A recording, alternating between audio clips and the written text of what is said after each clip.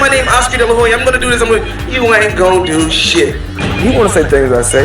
That was Floyd Mayweather there, a fantastic champion boxer, but he was an extrovert. And I'm looking at how your online words, your words in general, can make you poor. Because the marketeers know exactly what's happening. So let's jump inside and have a look at the new science.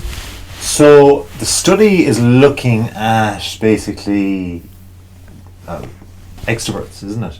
And the links between their words and exactly how that, well, just joins up essentially how our words can be used for marketeers to just find out exactly what it is we're attracted to and how we can be sold to. So this is how we can be made poor essentially. Now the study by the Nanyang Technological University in Singapore, NTU, Singapore psychologists have found a link between extroverts and their word choices, it says. Quote unquote, it says, the findings highlights the need for stronger linguistic indicators to be developed for use in online personality prediction tools, which are being rapidly adopted by companies to improve digital marketing technologies. Now the thing about this is, of course, is that essentially it's going to feed into deep learning, to machine learning, to algorithms, and that's how we're going to be sold to. Like what they're trying to do here, the marketeers, is a lot of people think marketeers are trying to lie, but they're trying to essentially find out exactly what's in people's minds, exactly what they want. They're really trying to find out their needs. Now, with regard to consumers, most consumers actually buy what they want, not what they need. So if marketeers can actually find out, hold on a second, let's find out exactly what they need, then they'll just produce what they need. But of course, if they can actually find out what they want as well, they're going to produce that too. Today, marketing companies use predictive algorithms to help them forecast what consumers want based on their online behaviors. There's that want again. Companies are also keen to leverage the data. Here's the tricky thing. We're talking about social media. We're talking about social media companies. We're talking about data. We're talking about privacy, GDPR, and the data that's going to come out of this. Imagine how exact this data is for a second. If you can say a sentence like, I love going shopping. You know, a very simple sentence. The fact that you are so expressive as an extrovert saying, I love going shopping, even the tonality of what you're saying there, the fact that this can be used in machine learning and will be used by marketeers in the future is kind of, well, scary, but it's also very, very accurate that this study is telling us that this is how they're going to be able to use the language. Now, of course, you might love something, you might have passion, you're hardly going to say, I have passion for shopping, but lots of people say, they could say, shopping is my passion. You know, if a very extroverted person says this, then essentially they're wanting everybody to know that they're such a passionate person and not just a shopper per se.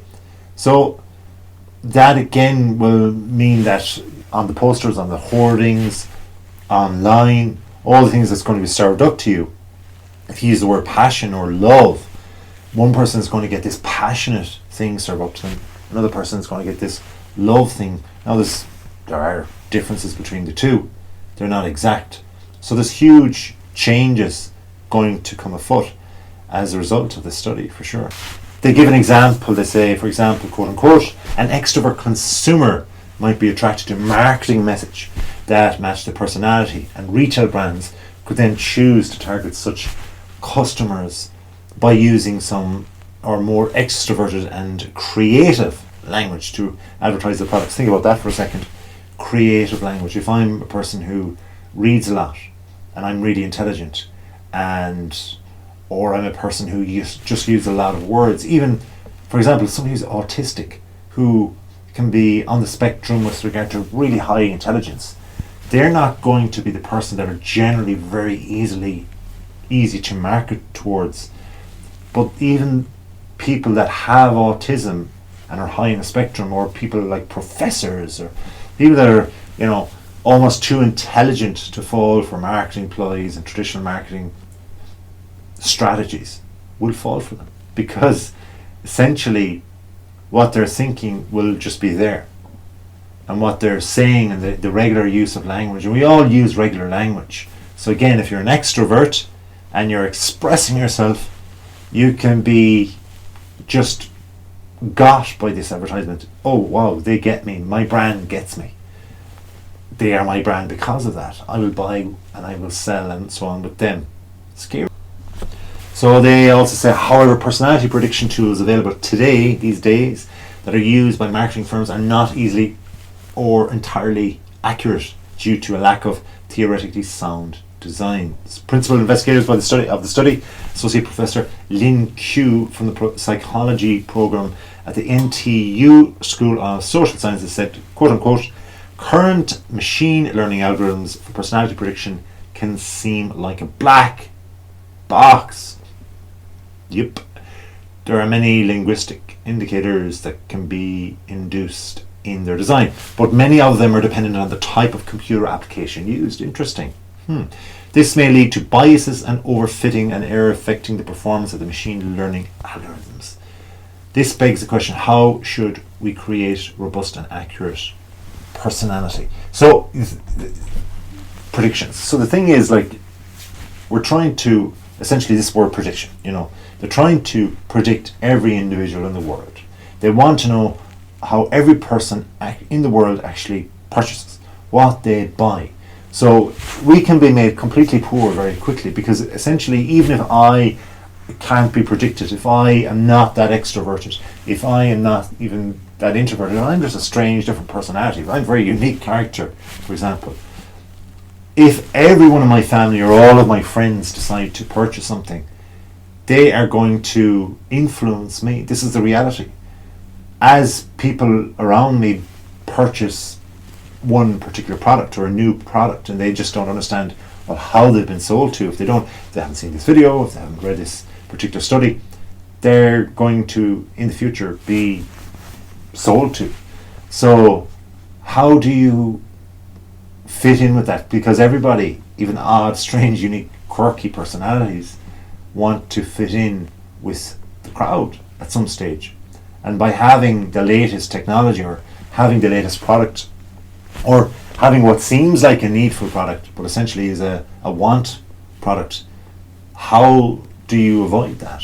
How is everybody going to avoid that? Especially when you realize that the majority of people are not extremely, despite the fact that they might think, really quirky, because most people try to fit in with the crowd, with everything. Most people are 9-to-5ers, for example, going to work.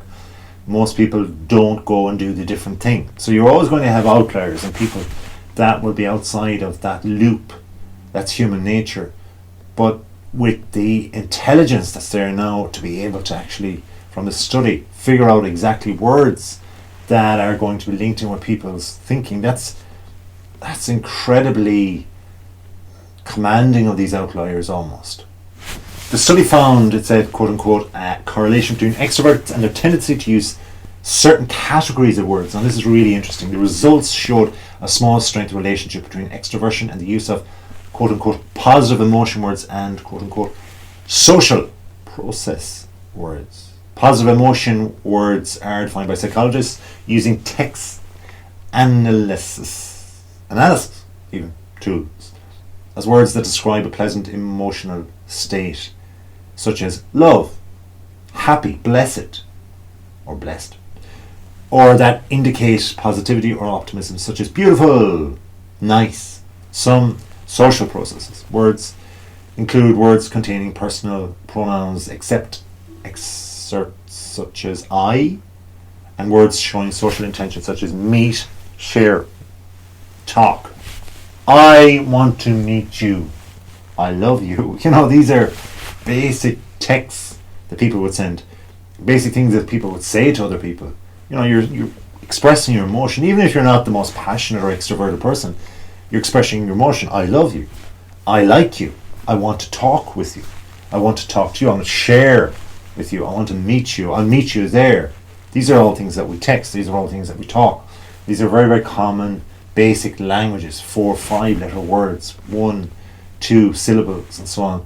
So to be able to express basic emotion like love, hate, being happy, sad and so on, makes me feel sad. Even extroverts can say these things, and yet this is how they're going to hook us. They're going to figure us all out. So how are we actually going to figure out ourselves? How are we going to figure out I am an extrovert or no, I'm actually an introvert? Well, we can look at the both things, I suppose, introversion and extroversion from both particular types of spectrums. They're all both on a spectrum essentially. You're either introverted or you're extroverted, but you're neither nor, because you're either some way in between. Now, introverts are usually energized by spending time with themselves. This is strictly speaking, of course. They don't like the limelight. They like to be kind of behind it all. They like talking one-on-one rather than with crowds, or take when you're very young and you're going out and about nightclubs and that. They don't particularly like these kind of scenes, like house parties. Intimately, that's fine. They like to listen rather than to talk. They make decisions slowly. They like to analyse more so.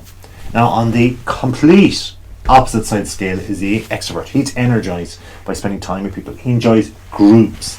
They talk, they decide things fast, and they're okay with openness. So these are generalizations, of course, but these essentially are the way that you can generally look at things.